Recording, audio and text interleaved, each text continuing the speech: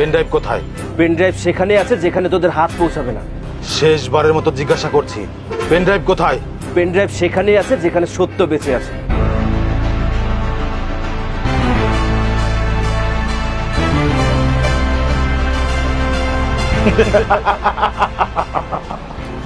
শেষ পর্যন্ত আমার কাছে আসতে হলো। আমি আসিনি, তুই ভয় পেয়ে তোর কুত্তাগুলো দিয়ে আমাকে উঠিয়ে এনেছিস। আকাশের উড়ন্ত পাখির ডানা কেটে এখানে বসিয়ে রেখেছি, তারপরেও বড় বড় কথা বলছিস। সত্যের সামনে দাঁড়াতে ভয় লাগে? এত কথা বাদ দে, পেন ড্রাইভ কোথায়? পেন ড্রাইভ সেখানেই আছে যেখানে তোদের হাত পৌঁছাবে না। শেষবারের মতো জিজ্ঞাসা করছি, পেন ড্রাইভ কোথায়? পেন ড্রাইভ সেখানেই আছে যেখানে সত্য বেঁচে আছে। ওকে মেরে ফেললে লাভ হবে না, ওর কাছে শুধু একটা কপি নেই। কি বলতে চাও তুমি? ও এতটা বোকা না। কিছু যুদ্ধ জোর করে জেতা যায় না। ড্যাড, তুমি চুপ থাকো। চুপ থেকেও অনেক কিছু দেখা যায় বাবা। আজ তোরা আমাকে বেঁধেছিস, কিন্তু সত্যকে কখনো বাঁধতে পারবি না। হ্যাঁ, চুপ! টাকা দিয়ে আমি সবকিছু কিনতে পারি, আইন, মানুষ, ক্ষমতা, সবকিছু, কিন্তু বিবেক কিনতে পারবি না। বিবেক দিয়ে পৃথিবী চলে না। তাই তো তোর এত ভয়। তুই হাসছিস কেন? কারণ তুই অনেক দেরি করে ফেলেছিস। মানে? আমি ধরা পড়ার আগে সব ব্যবস্থা করে এসেছি, এখন আর খেলা তোদের হাতে নেই।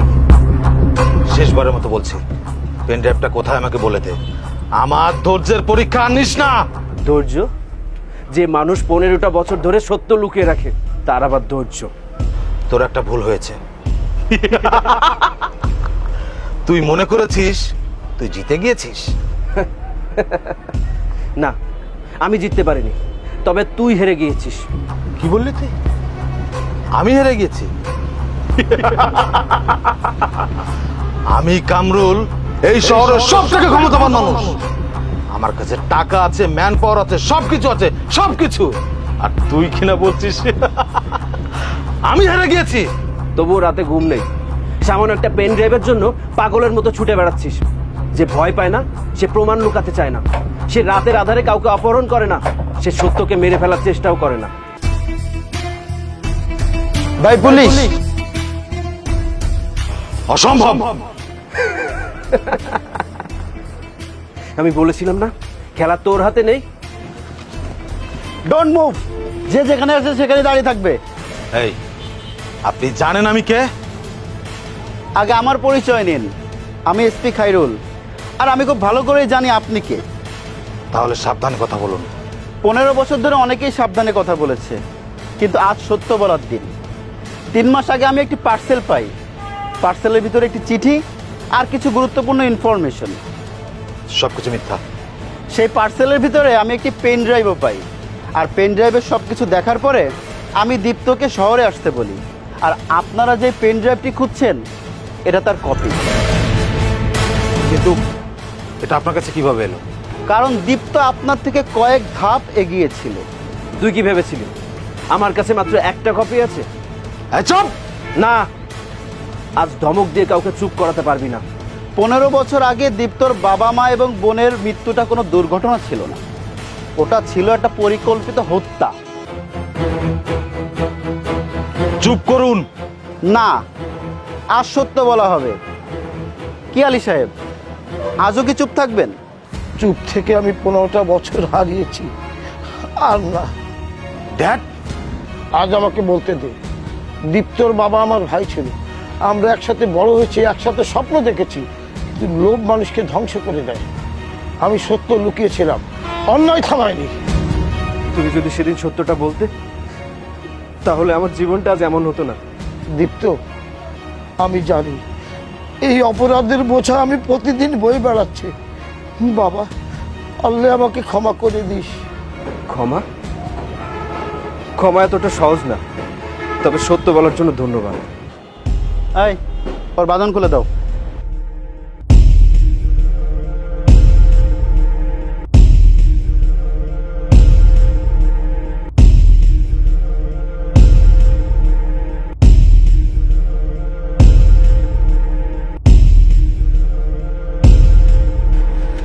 দীপ্ত, আজ থেকে তোমার লড়াই শেষ। না অফিসার, আমার লড়াই এখনো শেষ হয়নি। আজকে শুধুমাত্র এটা প্রমাণ হলো যে পৃথিবীর টাকার গোলাম নয়। কামরুল, দীপ্ত কোনো বাইরের মানুষ না। ড্যাড এসব কি বলছো মানে? আমি যা বলছি ঠিকই বলছি। ও আমার আপন ভাইয়ের ছেলে, তোর চাচাতো ভাই। না না না ড্যাড, তুমি সব কি বলছো? এটা হতেই পারে না। এটাই সত্য। ড্যাড, তাহলে তুমি চাচা চাচি ছোট বোনকে কেন মেরে ফেললে? সম্পত্তির জন্য। আমি যখন দীপ্তর মা বাবা এবং বোনকে খুন করি, তখন দীপ্ত সেটা দেখে ফেলে, ভিডিও ধারণ করে, তারপর পেন ড্রাইভে রেখে দেয়। যখন আমি এটা জানতে পারি, তখন দীপ্তকে মারার জন্য আমি শহরময় খুঁজে বেড়াই। তৎক্ষণে দীপ্ত শহর ছেড়ে পালিয়ে যায়। দীপ্ত, তার মানে তুই আমার ভাই? আজ মনে পড়েছে। আমি কিছুই জানতাম না ভাই। আমি জানতাম, ছোটবেলা থেকেই আমি সব জানতাম। যেদিন আমার বাবা মা মারা গেল, সেদিন আমি শুধুমাত্র আমার বাবা মাকে হারাইনি, আমি হারিয়েছিলাম আমার শৈশব, আমি হারিয়েছিলাম আমার পরিচয়। যখন ছোট বাচ্চারা তার বাবার হাত ধরে স্কুলে যেত, তখন আমি লুকিয়ে লুকিয়ে বাঁচতাম। যখন একটা ছোট বাচ্চা তার মায়ের কোলে ঘুমাতো, তখন আমি ভাবতাম, ইস, আমার মা যদি আমার মাথায় হাত রেখে একটু ঘুম পাড়িয়ে দিত। কামরুল, একটা এতিম ছেলের সব থেকে বড় কষ্ট কি জানিস কামরুল? সে যখন রাতে কাঁদে, কেউ ডেকে জিজ্ঞেস করে না তোর কি হয়েছে। কামরুল, আমি 15টা বছর ধরে একটা প্রশ্ন বুকের মধ্যে লালন করে বড় হয়েছি। কেন কেন আমার বাবা মাকে মারা হলো? কি দোষ ছিল তাদের? সম্পত্তি, সম্পদ, টাকা পয়সা, এইসব? সামান্য এতটুকু জমির জন্য একটা পরিবার ধ্বংস হয়ে গেল। বিশ্বাস কর ভাই, আমি সত্যি কিছু জানতাম না। আমি জানতাম, আমি রোজ জানতাম, আমার রোজ মনে পড়তো। তুই বলতে পৃথিবী টাকার গোলাম। আমি দেখেছি সামান্য টাকা পয়সার জন্য মানুষ নিজের রক্তকেও চেনে না। আমি তো শত্রু হয়ে জন্মাইনি, আমি তোর ভাই হয়ে জন্মেছিলাম। কিন্তু চাচার লোভ তোকে আর আমাকে শত্রু বানিয়ে সামনাসামনি দাঁড় করিয়েছে। আজ আমার বাবা মাকেও বেঁচে নেই, আমার শৈশব নষ্ট হয়ে গেছে। আমি জীবনেও আর হারানো বছরগুলো ফিরে পাবো না। কিন্তু আজকে সত্যর প্রতিষ্ঠা হয়েছে। আজকে সবাই জানবে যে আমি কে, আমার পরিচয় কি। অ্যারেস্ট দেন।